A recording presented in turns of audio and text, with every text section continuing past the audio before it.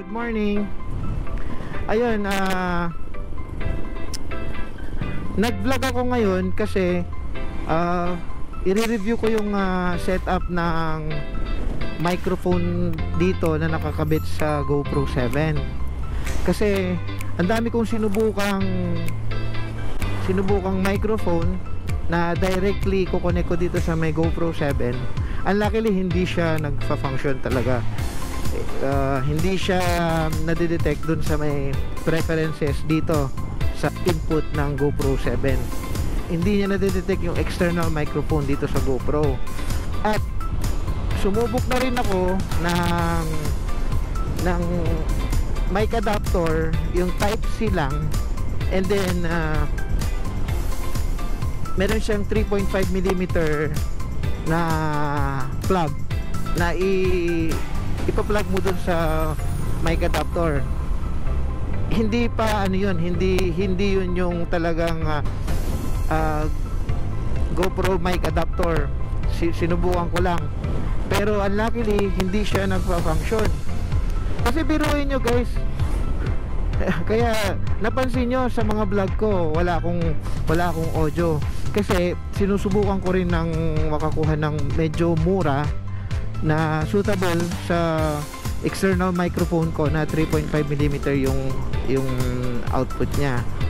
Pero unluckily hindi talaga nagpa-function. So napilitan talaga akong bumili ng GoPro mic adapter na compatible siya sa GoPro, I think GoPro 5, 6, 7, and 8. Hindi ko alam kung kasama yung GoPro 5, hindi ko pa sure. Pero eto nga, tinitesting ko kung kumusta yung audio ko ngayon with my external microphone na Mackie. Kasi biruin nyo guys, kung bibilin mo itong hawak ko ngayon naka-flash, itong hawak ko na GoPro mic adapter, biruin nyo, bibili mo ng 4,200 para lang magkaroon ka ng magandang audio. Diba? Ang mahal. Ang mahal siya.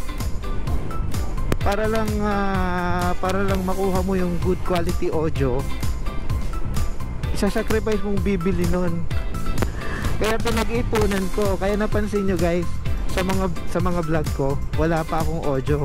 Ngayon lang marami na akong nagawang mga vlog, pero wala akong audio pagka nagda-drive ako. Kasi nga yun ang mahal. Kaya pinag-ipunan ko pa siya for how many months. Ayun, naipon ko rin yung 4,200 worth. Kaya ito ngayon, nire-review natin kung kumusta naman yung audio niya. At saka itong gamit kong microphone, ito, yan, ito yung microphone na Mackie. Sana maganda yung audio review. Daming checkpoint dito. Hindi ko alam kung maganda yung kalalabasan ng audio ko ngayon. Sana okay na yung audio ko. Nakaano rin ako, gamit ko rin yung windproof na dead cat na sinasabi nila. Ito yon, ito, yan. Ang use nito para hindi masyadong naririnig yung hangin. Kasi pangit naman pagka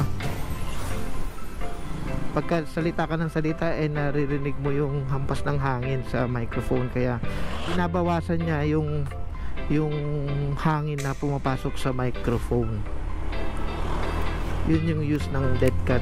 Kaya naisipan kong vlog, short vlog lang ito para dito sa audio ko coming from my GoPro.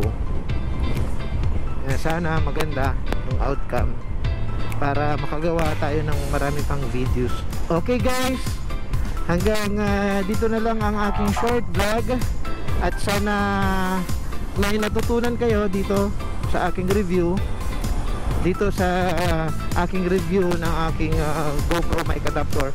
Sa mga merong GoPro 7 dyan, hindi talaga mag-function yung mga ibang adapter. Kumbaga ito lang talaga yung itong adapter na to, itong nakikita nyo ngayon, ito lang talaga ang mag-fit dito sa ating GoPro.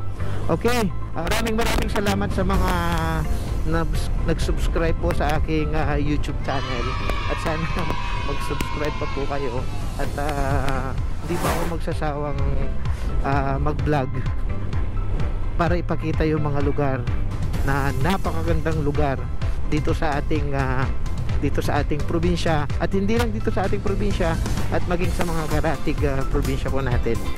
Sana support nyo na lang po ako, at pa-subscribe na din, pa-like, and then click the bell button down below para ma-notify po kayo sa mga susunod ko po ng mga i-upload na video po.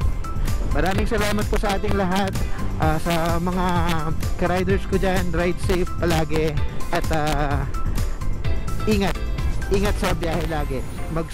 Magsuot ng full gear palagi, at huwag kalilimutang magdasal bago umalis. Okay, thank you guys, at sana may natutunan po kayo sa aking munting vlog po ngayon. Maraming salamat. Ride safe again. Thank you.